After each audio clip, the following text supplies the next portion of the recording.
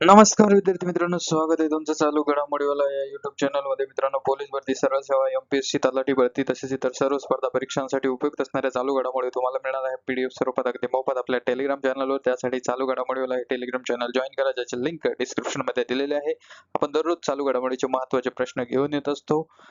आज दिनांक 6 ऑगस्ट महत्त्वाच्या चालू घडामोडीचे प्रश्न बघूया आजच्या व्हिडिओच्या माध्यमातून. आजचा आपला पहिला प्रश्न आहे, इटलीतील फ्लोरेन्स येथे झालेल्या 46व्या कोस्पार वैज्ञानिक संमेलनात 2026 चे प्रतिष्ठित कोस्पार विक्रम साराभाई पदक कोणाला प्रदान करण्यात आले? आणि या प्रश्नाचं उत्तर आहे ऑप्शन बी, अन्नपूर्णी सुब्रमण्यम.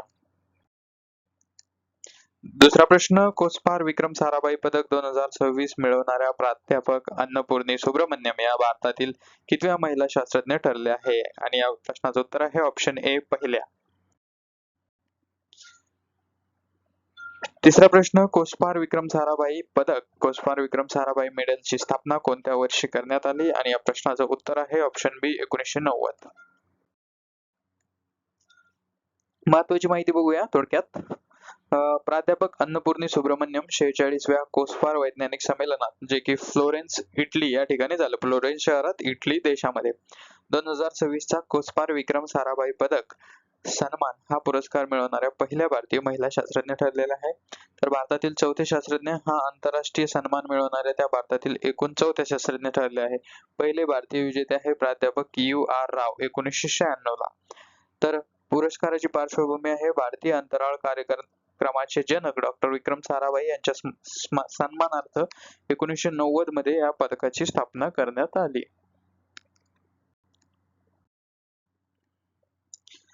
चौथा प्रश्न, पद्मश्री पुरस्काराने सन्मानित ज्येष्ठ हिंदी साहित्यिक आणि विचारवंत कैलाशचंद्र पंत उर्फ दादा यांचे 31 जुलै 2026 रोजी निधन झाले. त्यांना 2026 मध्ये कोणत्या क्षेत्रातील योगदानासाठी पद्मश्री पुरस्कार प्रदान करण्यात आला होता? तर यांना साहित्य व शिक्षण या क्षेत्रातील योगदानासाठी पद्मश्री पुरस्कार प्रदान करण्यात आला होता. आता निधन वार्ता या कॅटेगरीमध्ये सुद्धा यांचा प्रश्न विचारला जातो, कारण ज्यांचं निधन झालेलं आहे त्यांच्या संबंधित प्रश्न विचारले जातात. तर त्यांना कोणते पुरस्कार मिळाले, कधी निधन झालं असं जनरली विचारलं जात नाही, ते कोणत्या क्षेत्राशी संबंधित होते किंवा त्यांना कोणता पुरस्कार मिळाला. पाचवा प्रश्न, व्हाईस ऍडमिरल A.N. प्रमोद यांनी 1 ऑगस्ट 2026 रोजी भारतीय नौदलाच्या उपप्रमुख पदाचा कार्यभार स्वीकारला. त्यांनी कोणाची जागा घेतली? आणि या प्रश्नाचं उत्तर आहे ऑप्शन बी, व्हाईस ऍडमिरल तरुण सोबती.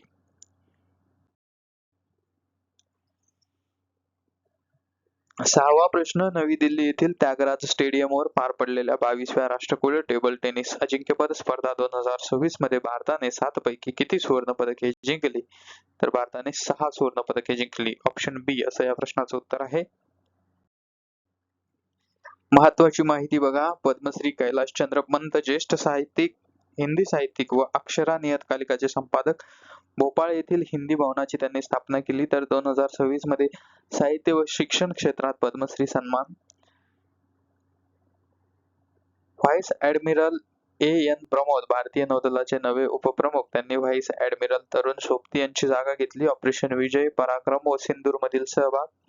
तर 22वी राष्ट्रकुल टेबल टेनिस स्पर्धा 2026 नवी दिल्लीत पार पडलेल्या या स्पर्धेत भारताने 6 सुवर्ण, 4 रौप्य व 8 कांस्य पदकासह 18 पदके मिळवून पदक तालिकेत प्रथम स्थान पटकावले.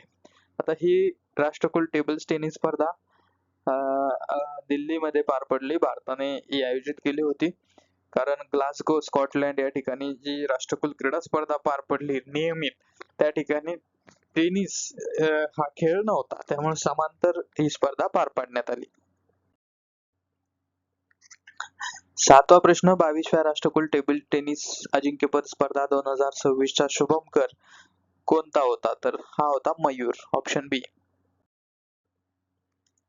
आठवा प्रश्न, 22व्या राष्ट्रकुल टेबल टेनिस अजिंक्यपद स्पर्धा 2026 मध्ये खालीलपैकी कोणता एकमेव सुवर्ण पदक प्रकार भारताला जिंकता आला नाही? आणि या प्रश्नाचं उत्तर आहे पुरुष दुहेरी. Option C. नववा प्रश्न, अंतराळात फ्लाइट हेरिटेज दर्जा मिळवणारी पॉवर बँक 50 ही भारताची पहिली स्वदेशी सॅटेलाइट बॅटरी कोणत्या स्टार्टअप कंपनीने तयार केली आहे? आणि या प्रश्नाचं उत्तर आहे टेक मी टू स्पेस. महत्वाची माहिती बघा, महत्वाचे मुद्दे. राष्ट्रकुल टेबल टेनिस शुभंकर व निकाल स्पर्धेचा शुभंकर मयूर होता. भारताने केवळ पुरुष दुहेरी सोडून इतर सर्व 6 प्रकारात सुवर्ण पदक पटकावले. पुरुष दुहेरी सुवर्ण मलेशिया या देशानं पटकावले. तर पॉवर बँक 15 हैदराबाद येथील टेक मी टू स्पेस कंपनीची स्वदेशी lithium ion satellite battery. Skyroot एरोस्पेसच्या विक्रम-1 रॉकेटच्या मिशन आगमनमध्ये तिचा वापर होणार आहे. तर फ्लाइट हेरिटेज एखाद्या तंत्रज्ञानाचा अंतराळ मोहिमेत यशस्वी वापर झाल्यानंतर मिळणारी अधिकृत मान्यता. 10वा प्रश्न, दरवर्षी 6 ऑगस्ट रोजी जगभरात कोणता दिवस पाळला जातो?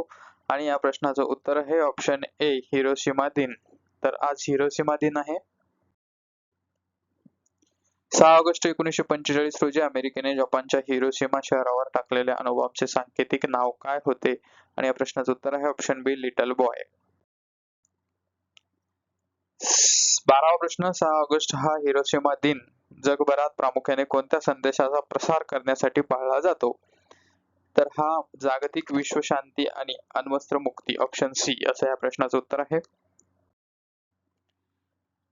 तर महत्वाची माहिती, महत्वाचे मुद्दे बघूया. हिरोशिमा दिन आहे आज 6 ऑगस्ट या दिवशी. तर दुसऱ्या महायुद्धाच्या दरम्यान 6 ऑगस्ट 1945 रोजी अमेरिकेने जपानच्या हिरोशिमा शहरावर जगातील पहिला अणुबॉम्ब हल्ला केला होता. ठीक आहे.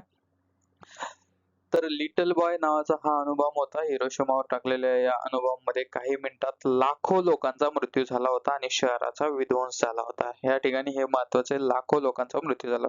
विश्वशांतीचा संदेश.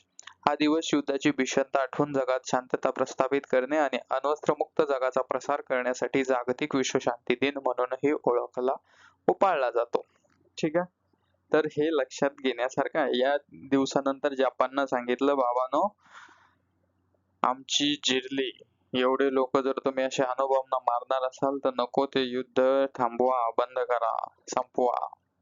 आणि त्यावेळेस दुसरं महायुद्ध थांबलेलं होतं. तर मित्रांनो, हे होते 6 ऑगस्टच्या संदर्भातले महत्वाचे 12 प्रश्न. आजचा व्हिडिओ तुम्हाला कसा वाटला ते कमेंट मध्ये नक्की कळवा. आणि एक महत्वाची सूचना, तलाठी भरती आणि त्या अनुषंगाने जी ऍड आहे ज्यामध्ये इतर अनेक पद आहे, एमपीएससी मध्ये आता तलाठी भरती केलेली आहे. तर तिची जी कालपर्यंत तारीख होती 5 ऑगस्ट, ती आता 5 दिवसांनी वाढलेली आहे. म्हणजे 10 ऑगस्ट पर्यंत अजून अर्ज करू शकता. ज्यांना कोणाला अर्ज करायचा होता आणि करायचं राहून गेलं ते अर्ज करू शकता. तर सर्वांनी अर्ज करून घ्या. बाकी करंट अफेअर देण्यासाठी, चालू घडामोडीसाठी आपण आहोतच. तुम्हाला मनपूर्वक शुभेच्छा. व्हिडिओ शेवटपर्यंत बघितल्याबद्दल मनपूर्वक शुभेच्छा. भेटूया पुढच्या व्हिडिओत. Thank you so much.